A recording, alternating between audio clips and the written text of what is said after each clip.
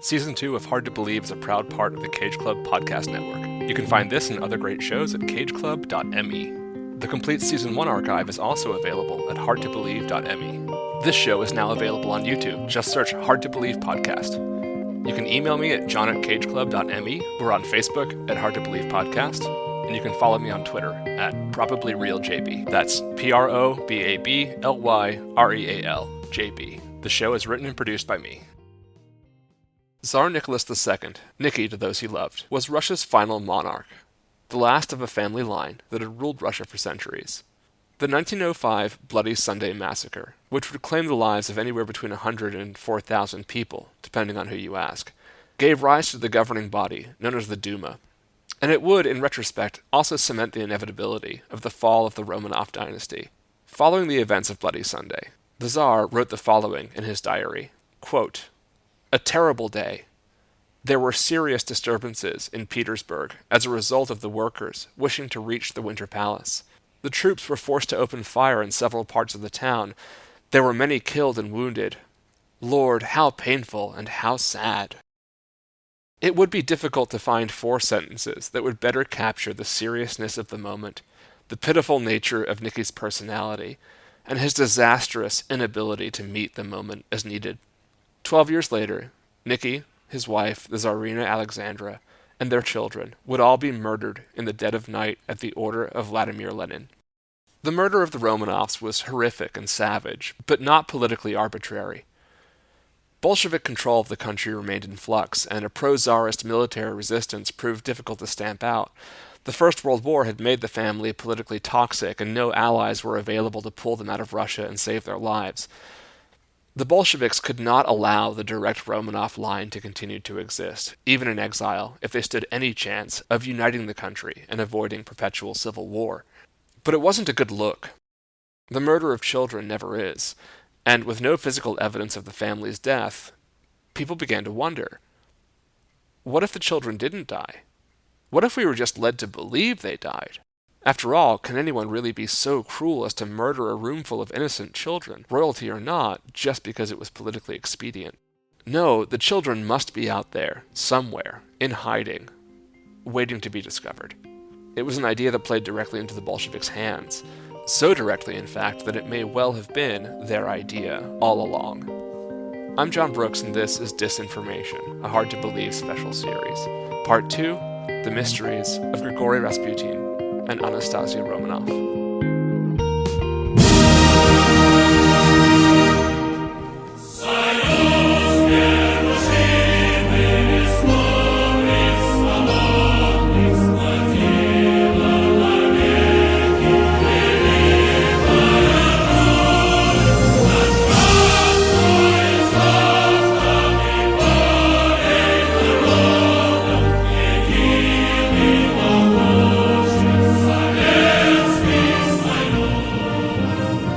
Mike and Jess, welcome back for round 2 of Disinformation. How are you guys? Doing good.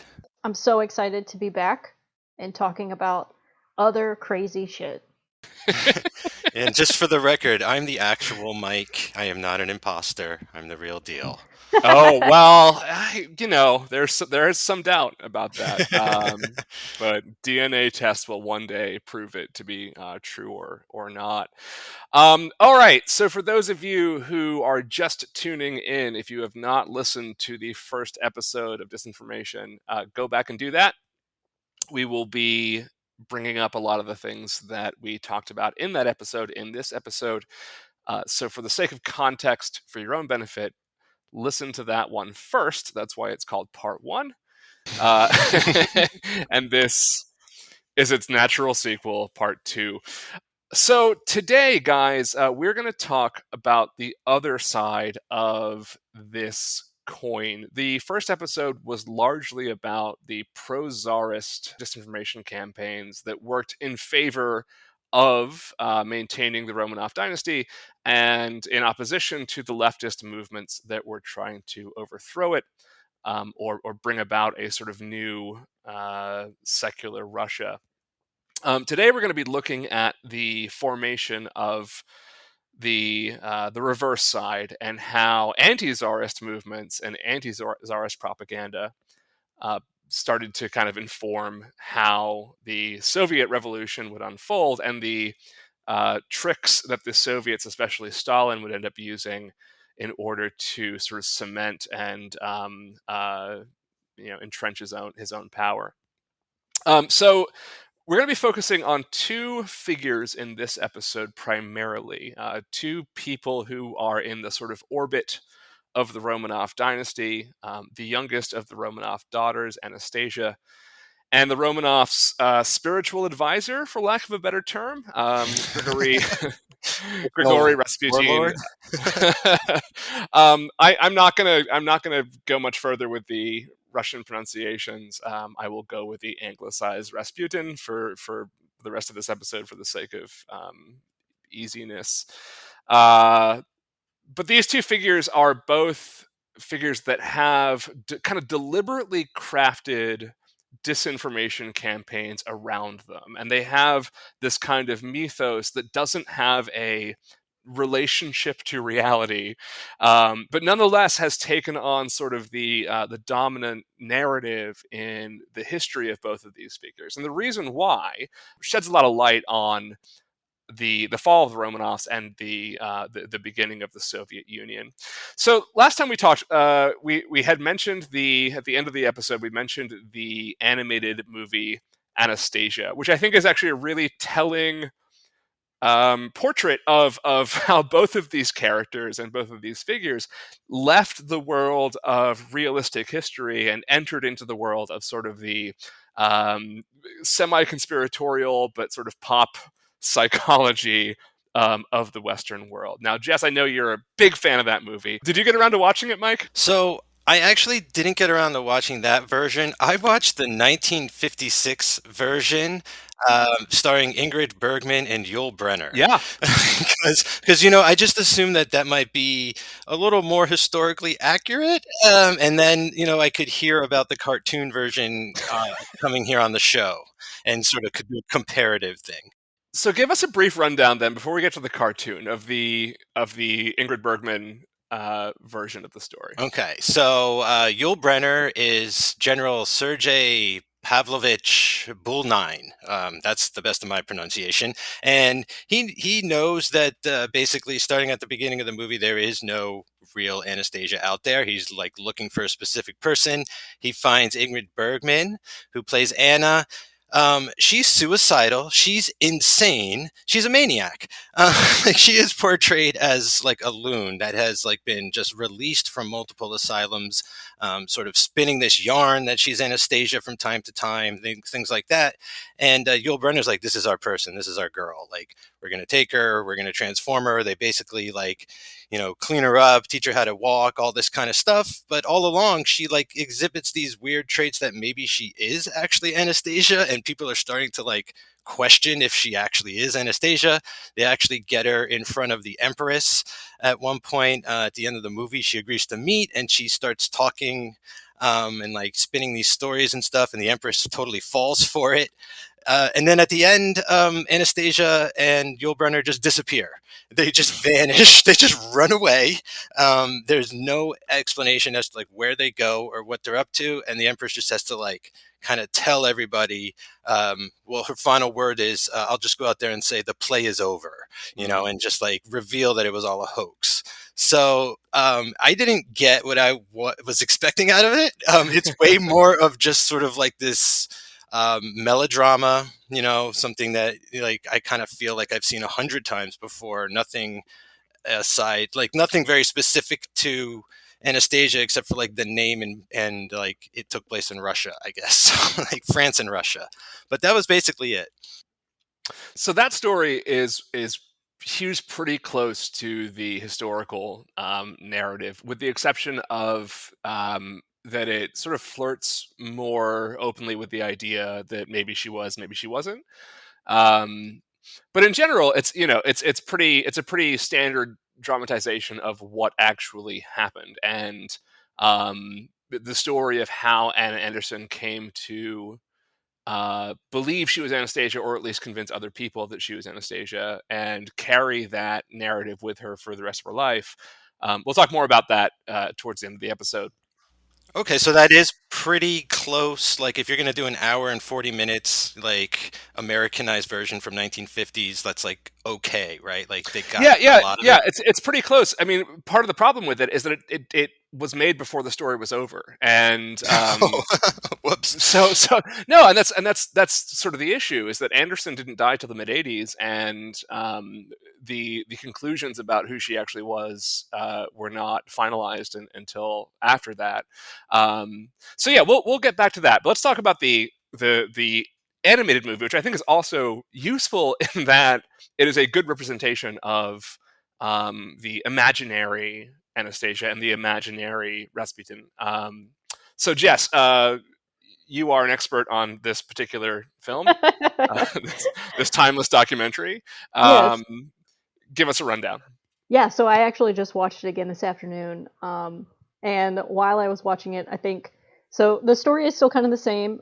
There's this girl, they call her Anya, and she runs into this guy that is holding auditions to find someone to impersonate Anastasia so that he can get I believe it's 10 million rubles as the reward for returning her to the Empress. So he runs into her and he's like, "Whoa, she could totally be Anastasia. Let me just go ahead and prime her to go have this meeting, and I'm gonna get all this money, and it's gonna be great." Mix in with that, Rasputin actually does like some magic. He's got a talking bat Uh-huh. as a sidekick. Who apparently got a spin-off movie that I have not seen. Wow. Um, and it turns out that she is the real Anastasia. She's not an imposter, and everybody gets a happy ending. And while I'm watching this, my husband goes, "Why is Rasputin doing magic?" I said, "Duh, he's a mystic. He obviously has magical powers. He healed the family." And he just looked at me like I was crazy and went back to sleep. So, so again, both of these movies have something important, I think, to tell. Not necessarily from the historical perspective, but from the perspective of they are a reflection of beliefs that people genuinely had and have about both of these figures. Let me just ask you guys this question, and I think this is also sort of telling of those two movies. Which is the story you would rather believe? I totally want to believe the animated version, and not just because I wish that bats could talk or that magic was real. Magic is real, Well, but take out the talking bat and yeah, right. then answer the question. So since I've watched this movie when I was younger, so the movie came out in 1997. So I obviously watched it as a young child. I've always been like really fascinated for some reason with European monarchies. I am obsessed with like the Tudor dynasty and like just the family tree of the British monarchy in general, and like the branch offs of how basically all of these families are connected. And to me, I really truly wanted to believe that she really didn't die. I also was a child and didn't know that the family was like horrifically executed. Hmm.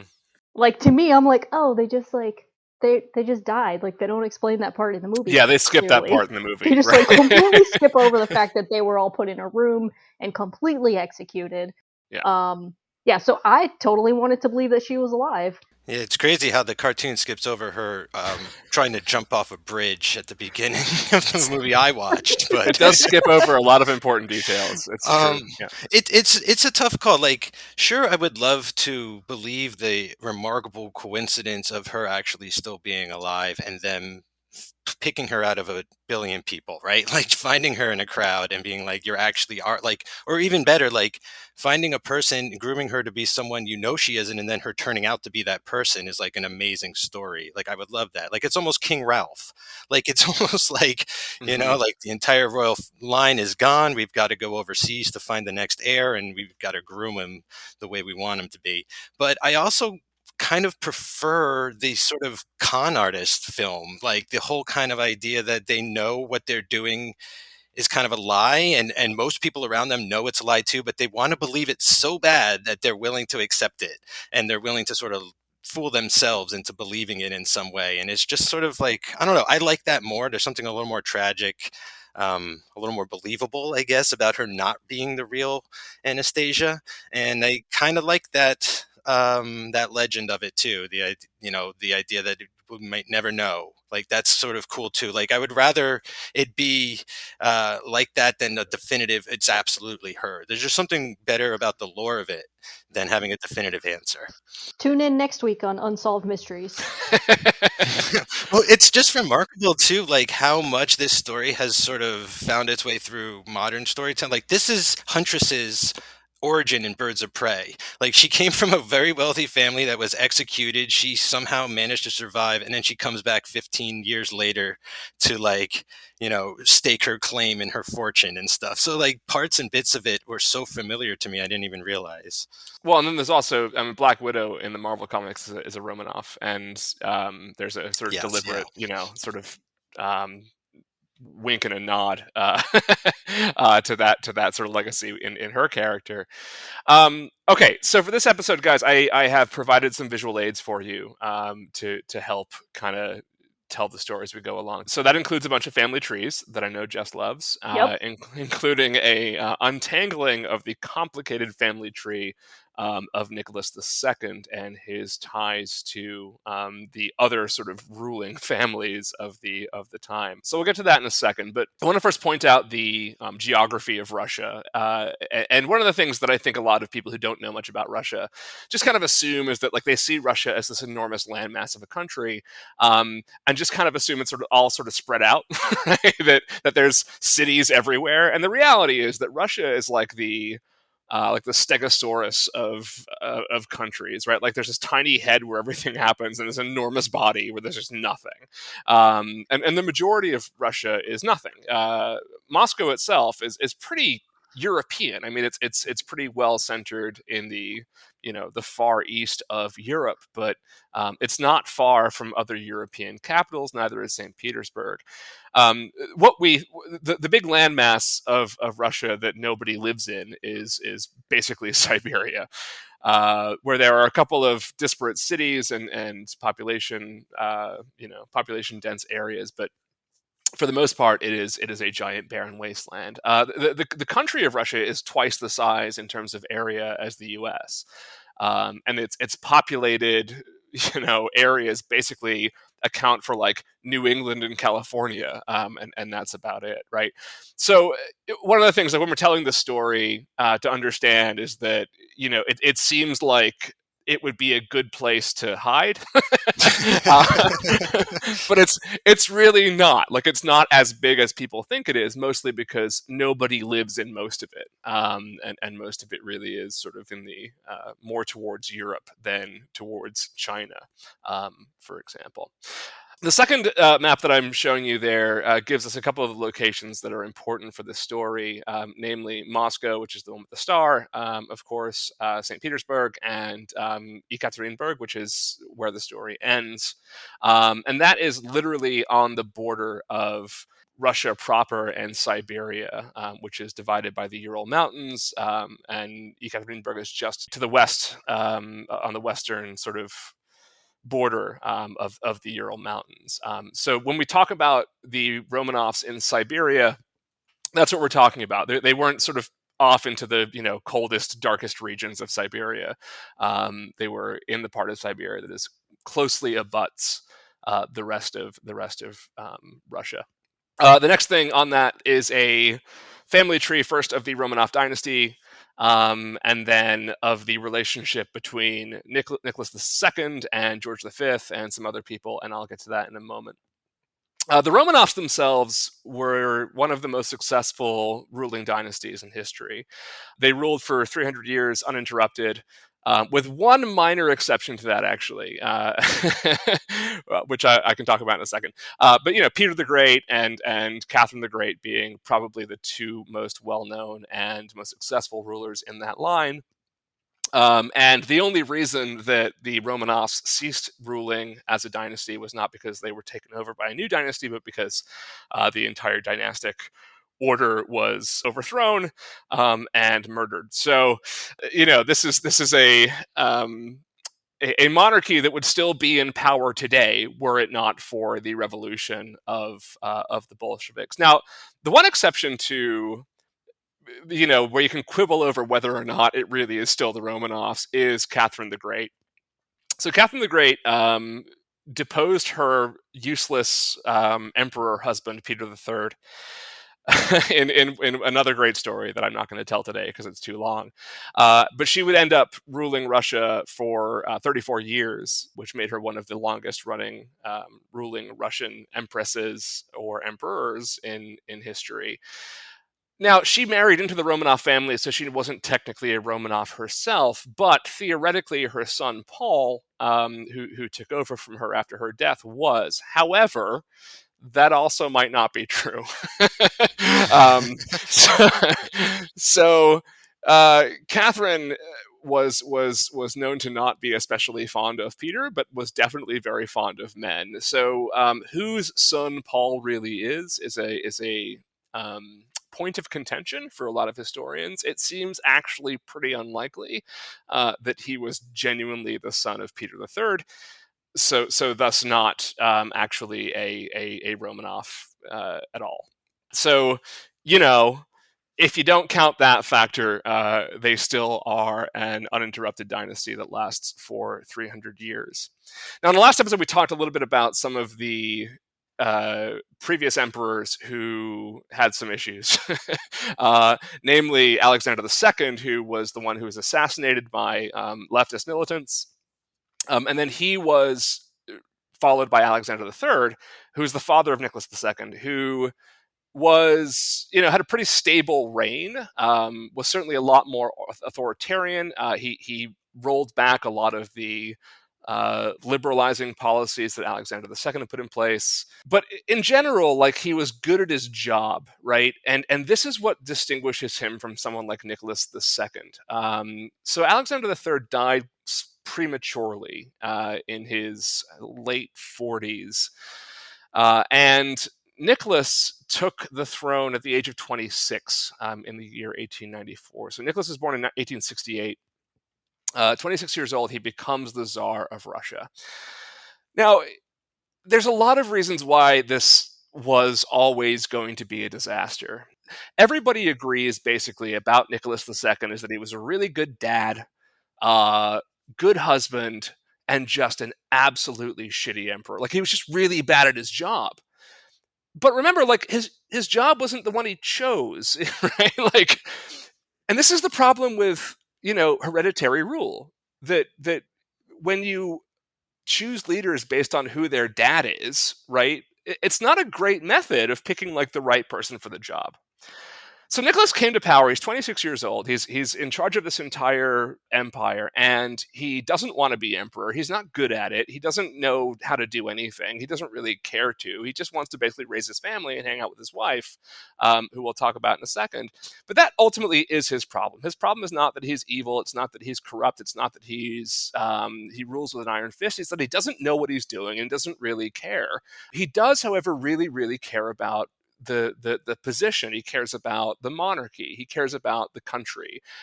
He is a patriot. He is someone who believes in the idea of civic duty and playing that role. So he's really torn between these two things, right? He knows he's not good at it. He knows he's too young. He knows he's in way over his head. And he knows that the country is in absolute chaos.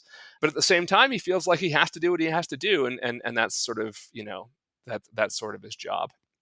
So that's where we find ourselves at the end of the 19th century in Russia. Now, his marriage to Alex of Hesse is a really interesting one. These are two people who are deeply, incredibly in love with each other, which is very uncommon for a royal marriage, right?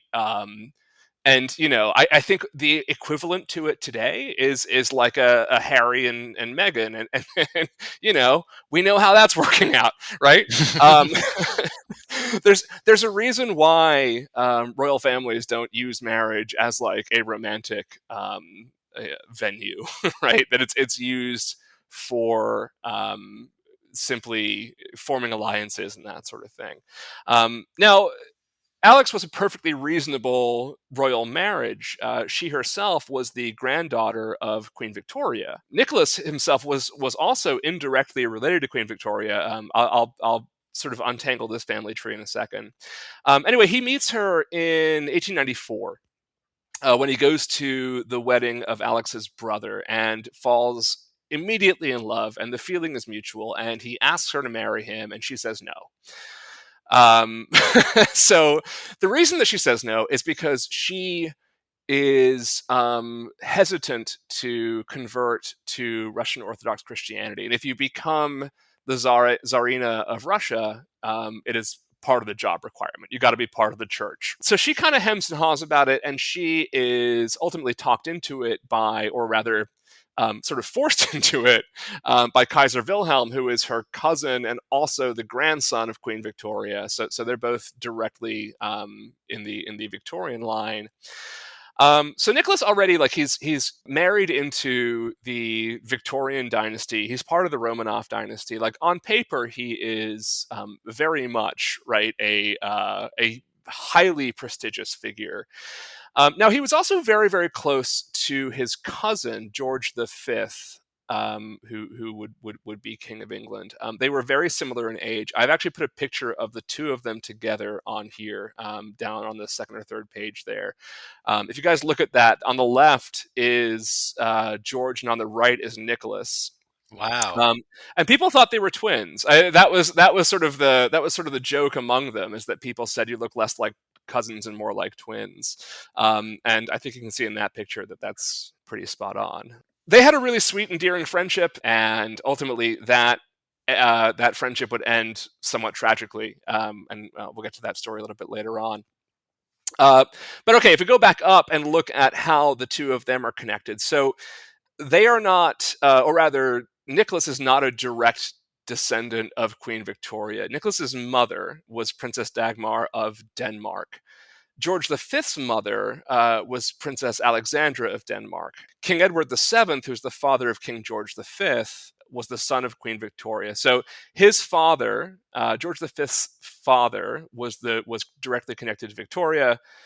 His mother was the sister of the mother of Tsar Nicholas, who was so one of them is married into the Victorian family, and then George, or Nicholas rather, remarries into the Victorian family, right? So he's kind of connected to her on both sides.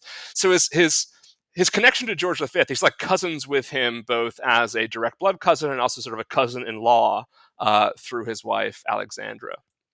So Alexandra agrees to move to Russia to marry Nicholas and to become the Tsarina, and she just wanted to raise a family with him and live the royal life and all that sort of thing. She changes her name to Alexandra, so she takes on a Russian name, but she was German through and through, and she could never become Russian. And part of the problem is that basically, imagine if the entire country was disapproving in-laws, and that is basically what Alex goes through her entire time as Tsarina. She has a really miserable time. She can't do anything right. Everybody thinks she's not Russian enough. She doesn't speak the language, or she doesn't speak it well. She doesn't know Russian customs. She's way too German, and they don't think very highly of Germans at this point. And of course, in not too long, they'll be at war with them in World War I. So where we find ourselves in 1894, they've just gotten married, and then a few months later, Alexander III dies, and Nicholas becomes Tsar, and then there they are, and they're just thrown into this thing. They are the center of attention, and nobody likes Alex except for Nicky, which is what he called himself. I'll call him that from time to time. She called him Nicky. George called him Nicky. So Nicky and Alex are just trying to live a family life, and here they are in one of the most catastrophic and volatile periods of history. How's that so far? With you. Yeah, I'm with you. There's never mind. Sorry.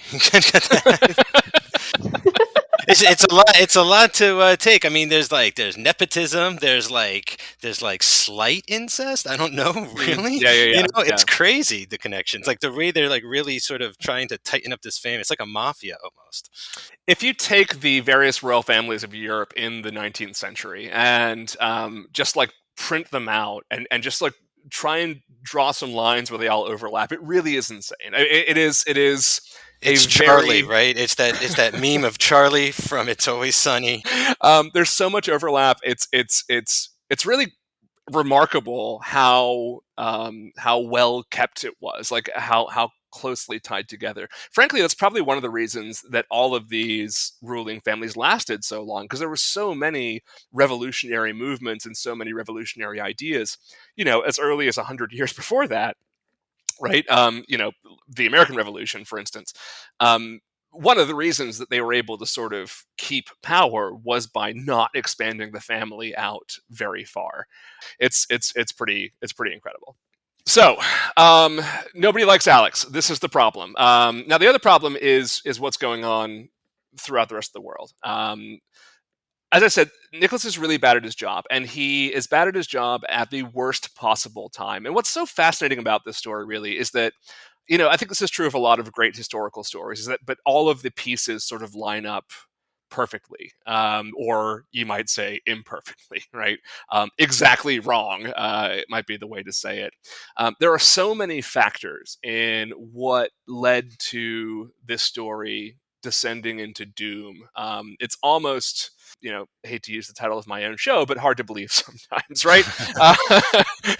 That is the correct term for it, which is one of the reasons why we're telling this story. So Nicky had, if he had been the Tsar, 200 years earlier, he'd be fine. He could just sort of wing it, play it by ear. He could rule with an iron fist. Nobody would care. He had to, deal very, very delicately with a lot of fires going on throughout the world, and people wanted him to be more imperialistic, and he listened to all the wrong advisors and ignored all of the right ones. And then you also have these leftist movements who are hell bent on overthrowing the Tsar and getting more and more chances to exploit the weaknesses and the catastrophes that are going on in order to do it. Now, compounding the problem, though, is that, guys, if you're a king, right, or if you're an emperor, the very first thing that you need is what? My own warlock. A mystic by my side at all times. No, not that. Not yet. We're not at rest. Okay, sorry. We're not there yet. What's the first thing that you need? This is Henry VIII's issue. What is it? You need a son. You need a son. Oh, there we go. Yeah. No, I'm not thinking kingly terms. Never mind the army and never mind the mystic warlock. You need a son, right? And so getting a son is priority number one. Now, Nicky and Alex have 3 beautiful, healthy, really remarkable children, all with their own really fascinating stories, but they're all girls. So Maria, Tatiana, and Anastasia. They had 4 daughters. Oh, I'm sorry. Yes, you're right. They have 4 daughters. My mistake. I forgot about Olga. Yes. Okay. So in addition to Alex being incredibly unpopular, she's also not keeping the royal family line secure by providing Nicky with an heir. So this is a real point of anxiety for them. They are very worried with sort of the walls caving in of the geopolitical system around them, that they are not going to have an heir, which they're going to spell their own doom before it's too late. Luckily, in 1904, they finally do, and Alex gives birth to Alexei, who is a relatively healthy boy, except he has one issue. Do you guys know what his problem was? Yes, he was. Oh my gosh, was it hemophiliac? Yeah. So here's something really interesting, that Queen Victoria passed on the hemophilia gene, and you can actually trace it very, very easily right through her lineage. So, the gene that causes hemophilia works in a weird way where, you can go several children without passing it on, and then suddenly you do, and that's the reality. So they have these, amazing daughters, all of whom would have been very good at, politics or whatever. God knows what they would have, accomplished in a lifetime. But it's not good enough because you have to have a male heir. So Alexei is born, and he's a hemophiliac. And he has it really, really bad. He has a very, very painful young life. For the most part, he was a good-natured kid who took it in stride. But of course, this caused Alexandra and Nicholas an enormous amount of anxiety, and they were at a point where they would literally do anything if it meant healing Alexei, or you know at least getting him to a place where they weren't just constantly afraid that he was going to, you know, bang his arm against a wall and die from hemorrhaging blood, right, or internal bleeding. So this in addition to everything else about their lives except for each other being miserable, this only sort of adds salt on an open wound. And so Alex really does go out of her way to try to find a doctor who can reliably treat Alexei. Really anything that's just going to make sure that she can feel good, that he's not going to uh, kick it, before he has a chance to ascend to the throne and secure the Romanov dynasty. This is part of the problem. So, who does she eventually turn to solve this problem? Well, this is where enters into the story Grigory Rasputin. So let's separate fact from fiction from Rasputin for a second. Without any either the Anastasia movie or your own whatever you've seen about him, when I say the name Rasputin, like what comes to mind, and how do you think about him in sort of the sort of cultural memory of this character? The first thing I think about when I hear the name is he ordered the murder of the Romanovs, which is not true. Not true. He's a dirty, disgusting-looking sewer rat. Which is somewhat true. Yeah. Yeah. Okay. Yeah. Yep. He was a womanizer, and he was a con artist. And then, of course, he had magical powers, obviously. Yes, he was basically Jafar. Yeah. Yeah, right. Yeah. Yeah, like when I first hear that name Rasputin, I remember hearing that name kind of a lot as a kid, like in the 80s and 90s. I guess because this was sort of all wrapping up in the 80s, or at least the late 70s with the Anastasia mystery and everything like that. But like, yeah, I think like he's like a Hellboy villain, like something like I feel like he's been warped by popular culture in my mind to be, like he is in the cartoon, like a warlock, a mystic. But ultimately, in the end, like someone who is more of like a con man without the power, like someone who's like putting on airs, thinks they can do it, but really kind of can't, kind of situation, taking advantage of people, sick people primarily, and things like that. And just by looking at him, I'd say he might have inspired Vigo, the Carpathian, in Ghostbusters 2 at some point, a little bit of that as well. So, yeah. And then, later on, obviously, like as an adult and studying him, all those sort of connections kind of like fell into place or sort of blew in the wind and things like that. I'm very interested that you guys both think of him as a con man. I'm very torn about that idea. I don't think he was a con man.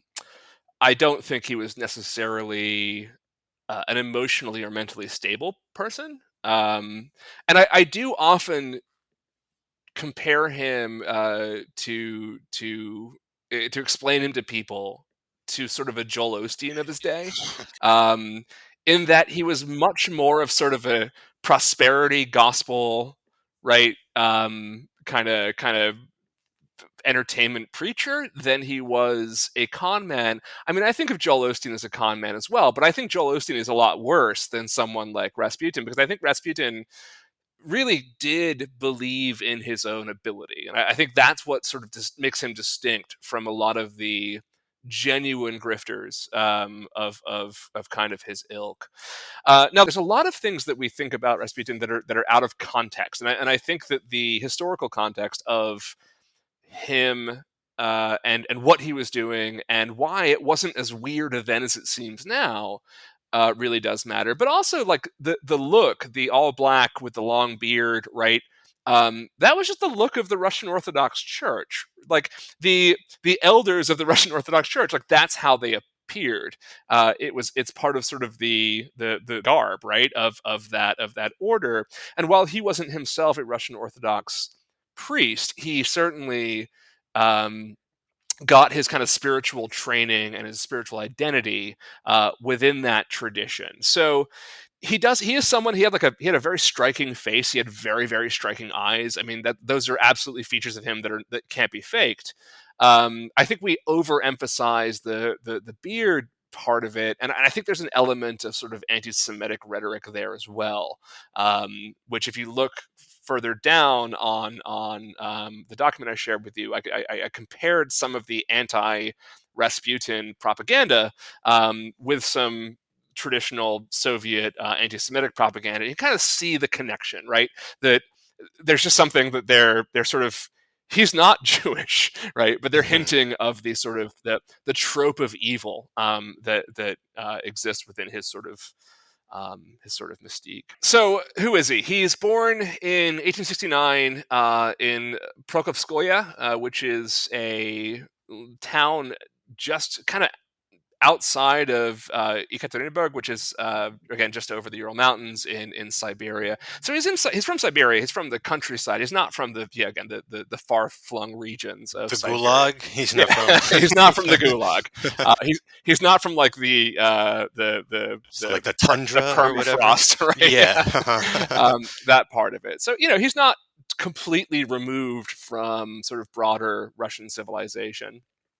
Anyway, so we don't know a lot about his upbringing, aside from the fact that he was illiterate for a long time and didn't appear to have any kind of education whatsoever. Grew up on a farm, grew up working within farms. He got married to someone named Praskovia at the age of 17, which is like pretty standard marrying age, I guess, at the time. Life expectancy back then wasn't all it is today. I keep thinking of that while you're talking, like people being shuffled into roles so young and things. It's like, well, you don't really have long to go. Even if you're not assassinated, something will get you. Life expectancy back then in general was not that much far removed from it was today. But certainly if you're from Siberia, if you're from the, it really, really like rough existence. 17 is much older than it is maybe in some other places. You've seen some shit by then, right? Like you've been through some stuff. He's like, he kind of like got like a Zangief vibe. Like he's wrestled bears by right? Yeah. Or at least like watched while somebody else wrestled bears, right? That's more kind of the vibe I'm getting from Rasputin. He had 7 children. Only 3 of them lived to past their early childhood into adulthood. That probably explains quite a bit about his state of mind. So at the age of 28, he has what some people refer to as a midlife crisis. Again, if we're adjusting the years that people live, especially from that region, I guess that checks out. We're not sure what happened. He just kind of snapped, or something. Some fire was lit in him that he felt this compulsion to go and explore his own spiritual path and find a way to connect himself to God. And so he started just kind of traveling around the countryside like kung fu, and going from place to place and learning from spiritual leaders. He wound up at a place called St. Nicholas Monastery. And he was there, I think, for a few years, and most people think that's where he learned to read and to write. He obviously was very, very connected to that place. He was not really into the monastic life, I think, for a lot of good reasons. He was already married. He was already sort of into the idea of not being celibate. So he decides to sort of leave that behind, but he...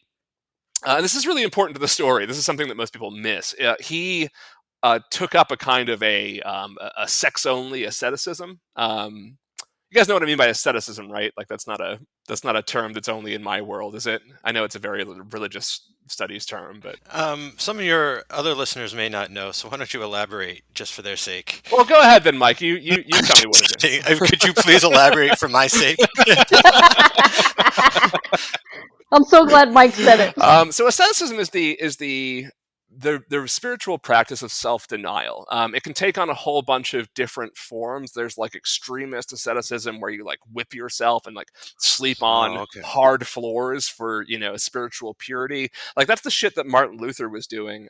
He was trying to be a really hardcore Catholic monk, and he just made himself miserable on purpose, and it's part of his spiritual practice. So he sort of dug that. I think he liked um, the authenticity that the ascetic life gave him. So he took on this, this sort of preachy vegan air, right? And but he didn't give up sex for sure. And what that means for some of the rumors about him, I think, is up for debate. But we definitely know that he had mistresses. He enjoyed women and wasn't ready to give them up. But he did give up a lot of other things that most Russians basically lived from. So It's wild. He sounds like the first hippie or something, right? and I think there's more. Like honestly, I think there's more to that analogy than there is to the like dark wizard analogy, right? Okay. Um, All right. he was kind of a countercultural like seeker, and he really did want to help people. I mean, there's no reason to believe that he didn't. There's no reason to believe that he had any nefarious goals whatsoever. He wanted the adulation. He wanted to be something of a cult leader. I think that's pretty fair. But he genuinely did want to like make people's lives better and heal them, and he wanted to believe that he had the power to do that, right? And the fact that he sort of lucked himself into that power in a way that I'll explain in a second, is again one of those sort of weird coincidental turning points in this story. So the sort of person that is the term for it, the Russian term for it is a stranik, a wandering healer, right? A guy who just sort of like doesn't have a home and goes from place to place and impresses people with his theology and his deep insights into scripture and et cetera, right? This is the life that he has taken for himself. I believe he does go back to his family from time to time, but really, like he basically abandons them, and that becomes even more obvious when he finally falls in with the Romanovs. All right, so the story of how he and the Romanovs connect. This is this is again something that you need to understand the historical context to. A lot of the things that we think about the way that religion progresses and the way that religiousness progresses is that every generation is slightly more liberal than the previous one. So if you have, if Christianity in general today is X, right, that means that 100 years ago, there was no version of it that was more open and more liberal and more free thinking. And that's just not true.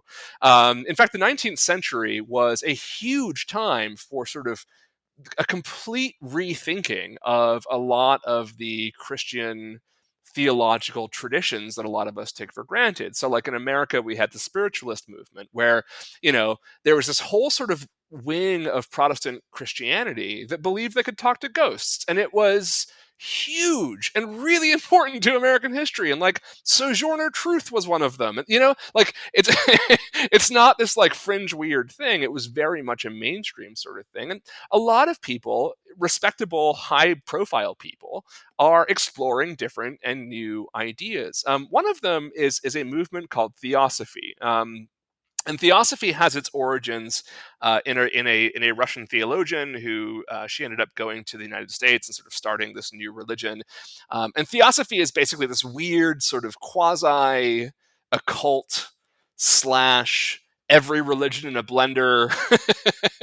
uh, it's weird. It's a weird philosophy, and there's some problematic elements to it for sure. But it was very, very popular, and it was one of the things that it caught on sort of worldwide.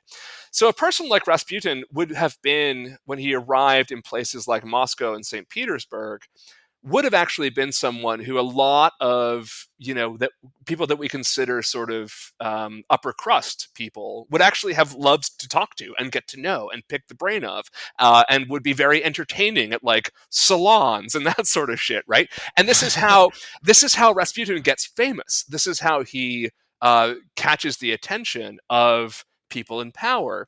A couple of the extended family members of the Romanovs got to know Rasputin, and they introduced Rasputin to Alexandra and Nicholas, believing that Rasputin could heal Alexei. And at this point, Alex is so desperate, right? Again, she is looking for any answers, that she is willing to try anything, that her response to this is like, fine, fuck it, try it, like, see what happens, right? Like, send him into Alexei and see what happens. So Alexei had been recovering from an incident. He wasn't doing especially well. I think there was complications with infection and all that sort of thing when he first met Rasputin. And when he did, there was a very clear and visible difference in Alexei's demeanor, and he returned to health relatively quickly. Right now, there's no reason to doubt that. Does that mean Rasputin was a wizard? I don't think so, right? But let me ask you guys, right? What's your take? What do you think was going on there? If he wasn't just like casting spells and making them all better, like, why did this kid suddenly perk up when this weird guy with a beard and strange eyes comes to his bed and starts hanging out with him? I think it had to do with the fact that he eased kind of like the tension in the room. So like, he's there to help. Less stress on Alexei, so he gets to chill a little bit. He gets to rest. People aren't bothering him all the time, which would drive me insane. Just like trying to kind of just ease all of that, and then probably going back to his house and using all of his crystals and stones and making a big casting circle and then sacrificing small animals. While having sex with 3 women. Including Alex, yeah. Yes, including the kid's mom. Right. Okay, so was he actually he was actually in the room with the kid? Yeah. And was anyone else in the room at the time? Or was he like, everyone please leave the room, I want to be alone? I don't think so. My understanding is that he went in alone and like spent some time alone with Alexa. So I had a couple ideas hearing you talk about how he was sort of like this learning wanderer type guy, and just picking up sort of information everywhere he traveled. I wouldn't be surprised if he knew some medical information that was heretofore unknown that he picked up somewhere about this condition, and not quite sort of keeping it to himself, but also just maybe not even thinking that they didn't know about this, and going in there and doing that, and in addition to also probably keeping everybody at ease as well and relieving the tension. But I believe perhaps he knew some form of technique or medicine or something that could have helped this guy that they just didn't know about. So there are elements of both of those things, and one of them, there's a very clear scientific reason why Rasputin accidentally helped to make Alexei better. I'll get to that in just one second. The other one is sort of what Jess is talking about, which is what we would now call the placebo effect, right? It's been documented now in study after study that people being warm and nice to a patient has a measurable effect on their health. And if someone believes or is told that what they're doing is making them better, they do get measurably better. Now, that doesn't mean that you can just like, sweet talk someone into curing AIDS, or you know what I mean? Like, this doesn't quite work like that, right? It's not like you can skip chemotherapy and radiation to cure your cancer, but you are, documentedly more likely to survive cancer if you are treated by a staff that believes that you're going to get better and tells you you're going to get better and treats you like you're going to get better, right? That actually does help. It's a real thing. And so we call it the placebo effect because you can give someone a pill that does nothing and you can make them better if you tell them the pill is going to make them better and make them believe it, right? Like, that actually does happen. And so there definitely seems to be an element of that going on with Rasputin. Again, we look at him now and we see this really sort of scary, weird guy. But we didn't see him in action. We didn't see him talk and see how charismatic he could be, and how, the kind of strangeness of him also has an allure, and I think there's also an element of the expert fallacy going on with Rasputin as well, which is the idea that people tend to trust people who seem to know what they're talking about, or like present themselves as being experts in whatever it is, right? Say what you want about Rasputin, but like one look at him and you believe that he is all in on his job, right? Like whatever that job is, he has taken it on entirely, and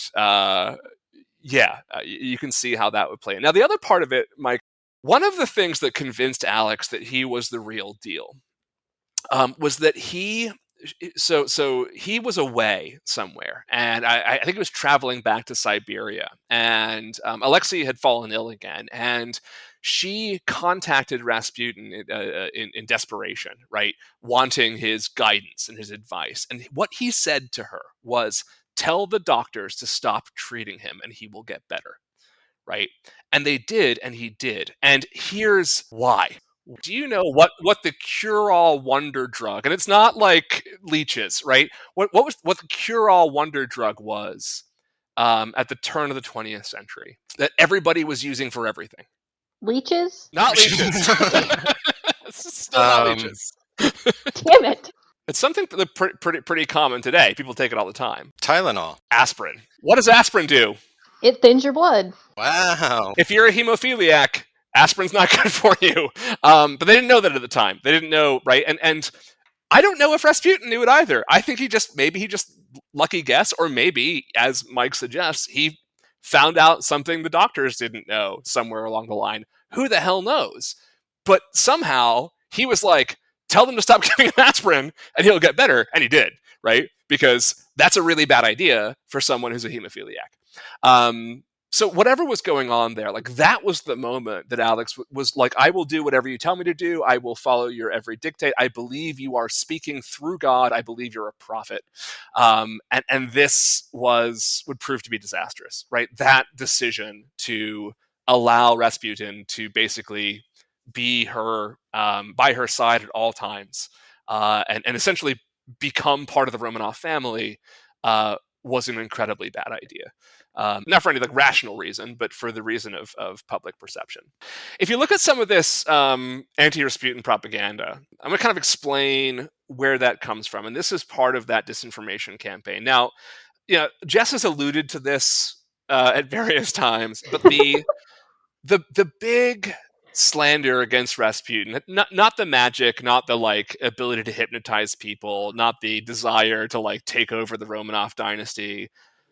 The big slander against him, Jess, was what? Well, aside from having sex with Alex. Right. Who else was he having sex with? Literally everyone's wife. Okay, and this is it, right? Like there was this sort of sexual slander against Rasputin, which I don't think he helped, right? I don't think his behavior was helpful in dispelling that idea.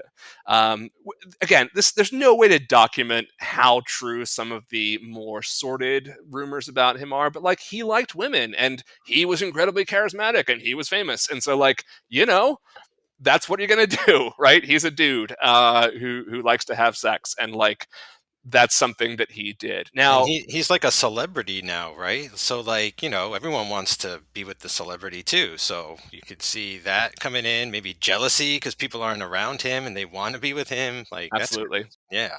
So if you look at the two bottom ones again, on the bottom left there is Rasputin in a very anti-Semitic sort of presentation sort of trope, and he's got a like puppet version, like a marionette version of Alex and Nikki sitting on his lap, basically like as though they're like about to breastfeed from him, right?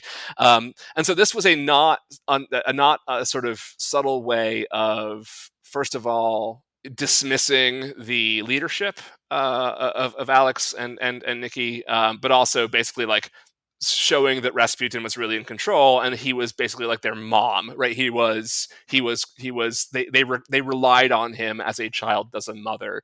So there's a lot going on in that image. Now, the more salacious one, which is very famous, is the one on the right, with a naked Alex and a lecherous Rasputin, right, like groping her breasts. Listen, he's a doctor. He's just giving her a mammogram. Is that what the Joker meant by reach around? So this was a very popular idea. It's still a popular idea. It's up there. I mean, whenever there's a woman in power of any kind of power, like this sort of thing is going to happen when they become unpopular or become a threat to male power. If you go back to Catherine the Great, and the most famous thing about her, the most famous rumor about her is that she was so insatiable that she had to have sex with horses. That is not true. She was a woman who really enjoyed having sex with men. A lot of times they were much younger and very good looking, and like, God bless her. That's freaking awesome, and like, go her, right? But of course, men couldn't deal with that, and so this rumor that she was sleeping with horses entered its way into sort of the historical imagination. It was taken for granted by a lot of the citizenry of Russia that Alex was having an affair or was sort of the concubine to Rasputin. And this sort of illustration, which sort of plastered, was graffitied, right, sort of all over the place, only helped to fuel that idea. Now, Alex herself wasn't doing anything to, again, dispel it, because she had literally given herself over to Rasputin. They definitely were not having a sexual relationship. There's no evidence for that. It doesn't make sense. And we know that she was blindly in love with Nicholas throughout her entire life.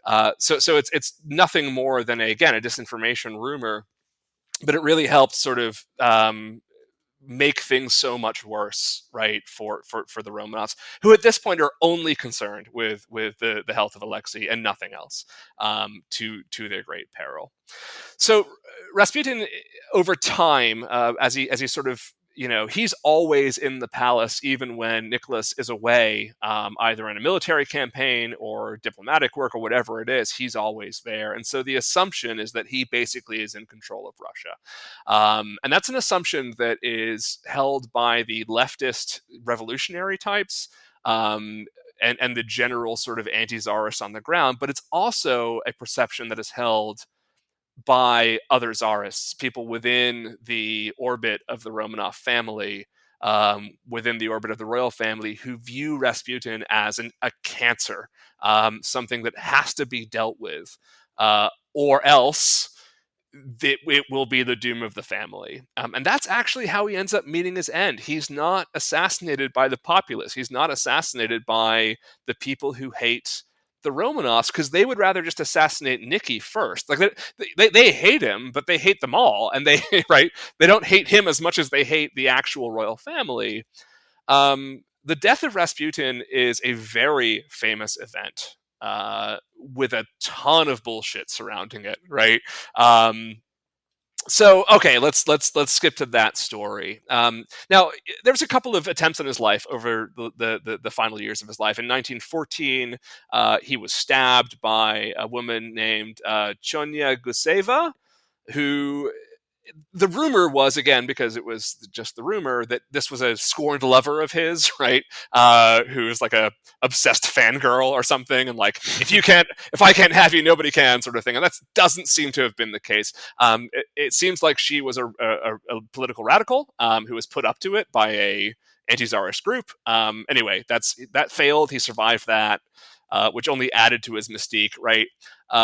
But his death came on December 29th in 1916. Now, this is a story that, again, has a fake narrative around it, that everybody believes. So here's the sort of pop culture version of it. Rasputin was fed enough poison to kill an elephant, but it did nothing to him, right? He just sort of, he brushed it off with his magical Jafar powers. So people within the orbit tried to kill him by poisoning him to death. It didn't work, and so as a result, they had to resort to the gruesome gunfire technique, and so they shot him a bunch of times, but he refused to die, and so that he ran away from his would-be assassins, and they chased him to the river as he was still just hobbling along, not dying despite all the poison and gunshot wounds, and then finally they were able to tackle him to the ground, tie him up in a carpet, throw him into the river, and ultimately he died from drowning in the river. Now that's the story. That's the story that a lot of historians will say, "Oh yeah, that's what happened," right?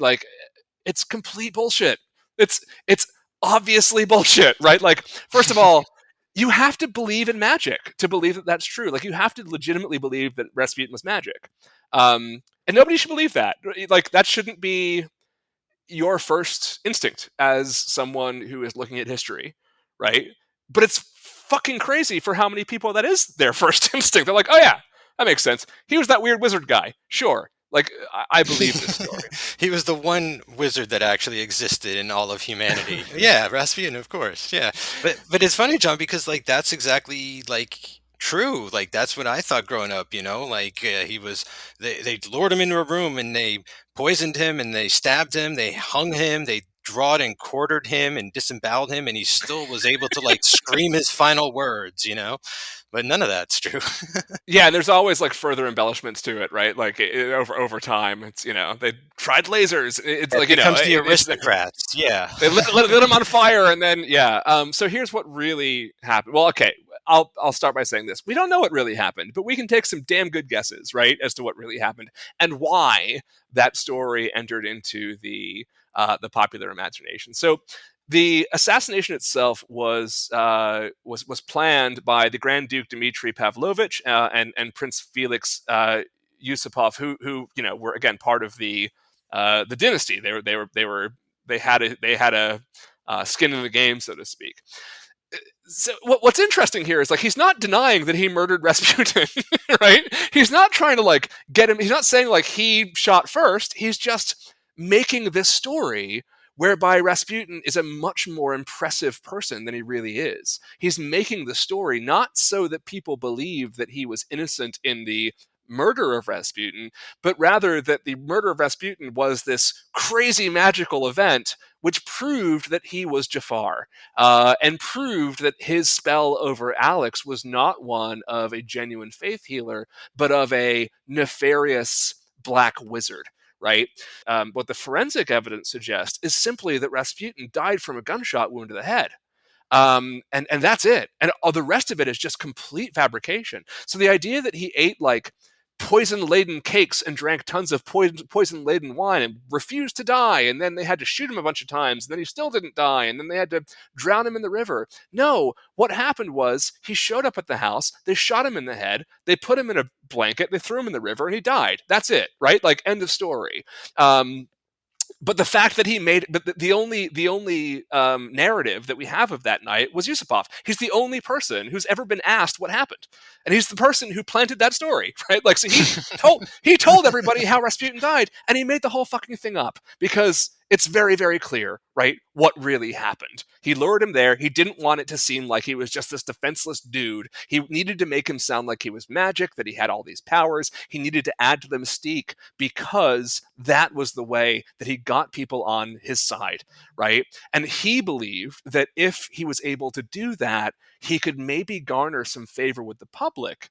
And turn some of the tide of the anti-Romanov sentiment by explaining that in fact Alex had been under the sway of a dark wizard this entire time, and maybe they all deserved a second chance. It didn't work, but that's why he did it. Wow. So do you think if he just came out and said, I just put 3 in his head and threw him in the river, it would have gone over better with the public than I bragging that I killed a wizard? And he didn't even say I ingested his power or anything. It's just I don't know. I just feel like the public would appreciate it much more knowing he got a proper thug's death or something. You know what I mean? It just felt more like justice. Yeah. Whatever. What do I know? I wasn't. Yeah. I mean, if it was me, I would have ingested his strength like the Wendigo and become the new Jafar. Well, yeah, if the story made any sense the way he told it, like, that should be an element of it too, right? Like, Exactly. Yeah, because he's like, what a waste of magical power just to throw it in the river. Like, why would you just? It's like throwing away 10 million rubles. Why would you do that? It's a great point. But I think, Mike, the reason that Yusupov told the story the way that he did is that I don't think him just saying to the public, "Hey, I killed Rasputin in cold blood, like, love me now."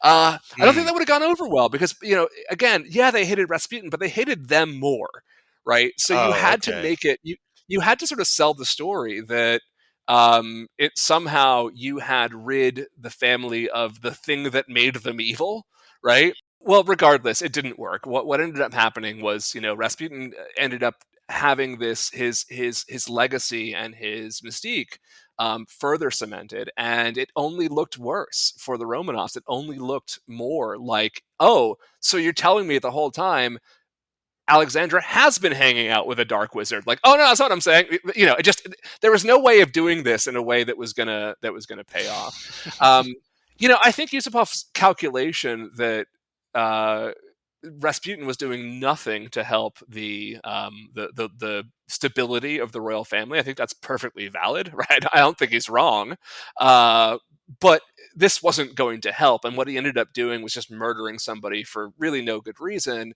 and then inventing a story that would stick with him and, like, be on History Channel documentaries for fucking ever, as though it really happened. And it's pretty clear it did. Yeah, it belongs more on like Ancient Aliens than the It History does, Channel.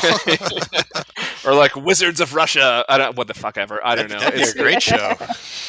I mean, of course, it's a much more appealing idea. Like, I believed it for a long time. I was fascinated by Rasputin because I believed this story was true. And then I was like, wait, where did we get the story from? And they're like, oh, it's the guy who killed him. I'm like, oh, fucking, are you serious? Like, Hey man, the winner always gets to make history, right? He always gets to have the final say. But all right. Anyway, so back to Nikki and Alex. Rasputin's dead. Alexei's not doing much better.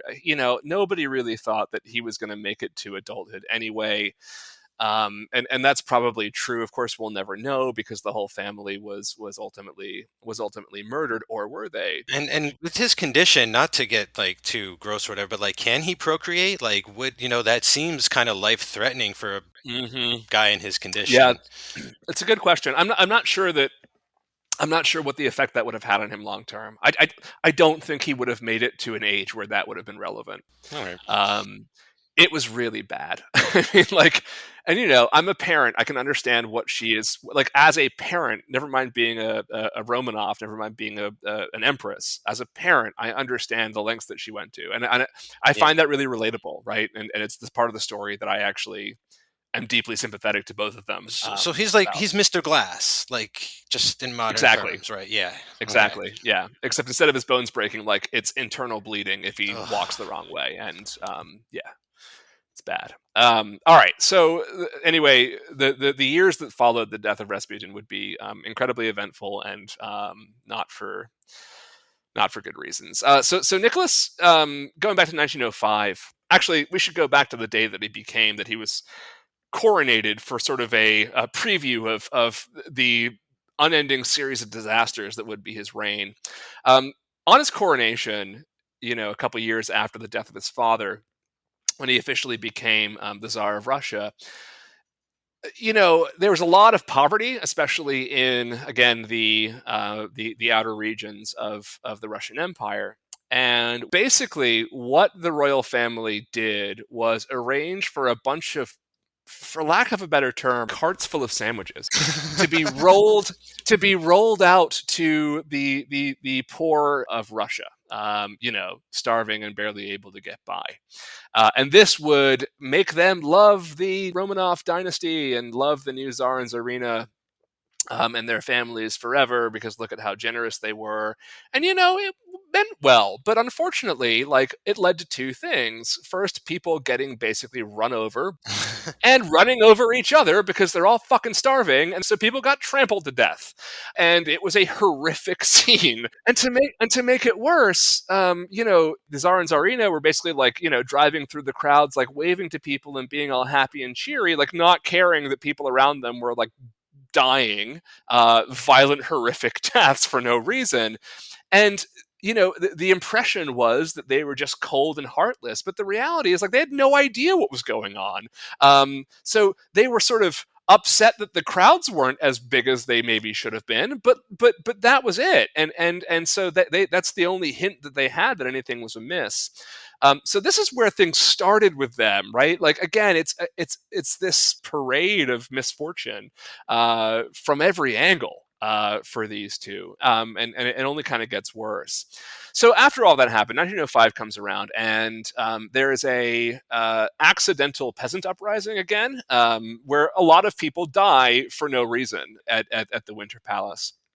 What happened was that a bunch of laborers wanted to petition the emperor for better wages and working conditions and so on and so forth. So it was basically a workers' march on the Winter Palace.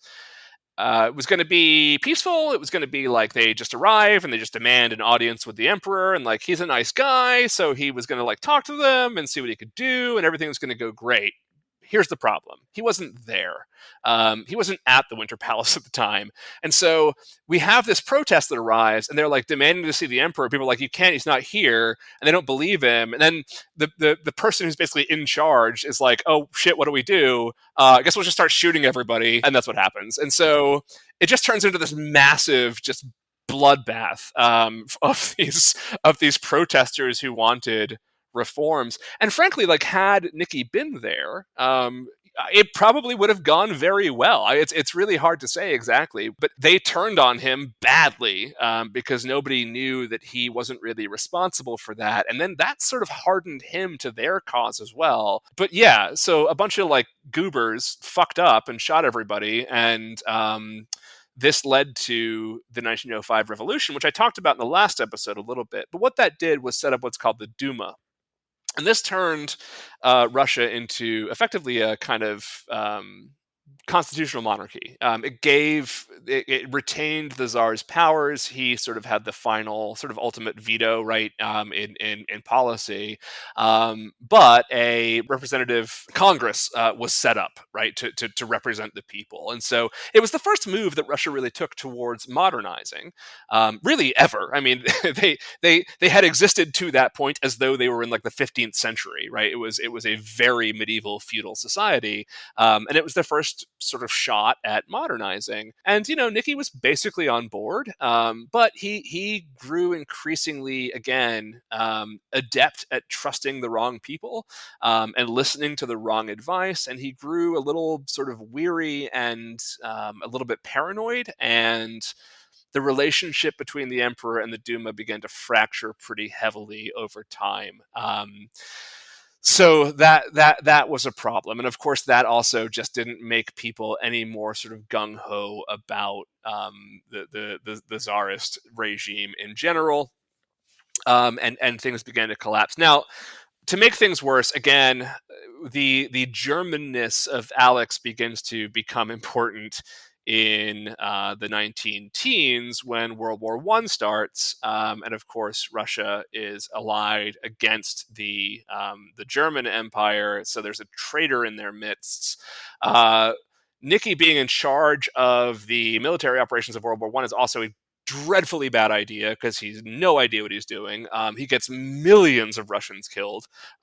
Russia's involvement in World War I is an absolute disaster for the country, both in terms of manpower and in terms of resources and economics. They lose territory in that war. They basically throw themselves into an economic depression. And so after Russia exits World War I, nothing's good. Nothing is stable.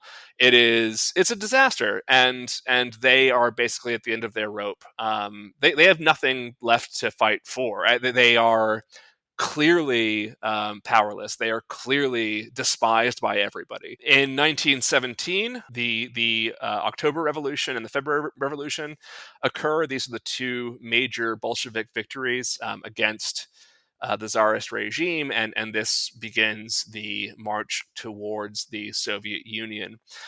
As a result, in March of 1917, Nikki abdicated the throne. He tried to pass on power to Alexei, but it didn't work. And It seems that the Romanov family thought that they were eventually going to be rescued, that they were going to somehow one of their relatives in power elsewhere, namely Great Britain, was going to come to their rescue at some point, or this whole sort of communist revolution thing was eventually going to be crushed by the counter-revolution in the form of the White Russians. And so they agreed to a period of house arrest under Bolshevik supervision. And they lived basically like the way they always wanted to live. They had no responsibilities. They could just hang out as a family and like enjoy each other for a few years and or months, really. Hang out in palaces and not have to answer for any of the needs of the Russian people, which is probably like what Nicky's ideal life would have been anyway, had he had any choice whatsoever in his own life. They get moved around quite a bit, and the last place that they end up going is what's called the Ipatiev House. It is known to history now as the House of Special Purpose, which was the very nefarious code name that the Bolsheviks gave it as the final resting place of the Romanovs. So on the night of the 16th of July, in the middle of the night, 1918, the family in the House of Special Purpose is awoken suddenly. They are told to get dressed very, very quickly and are whisked to an underground chamber. Their belief and the insinuation of the people leading them is that they are about to be rescued by the White Russian Army.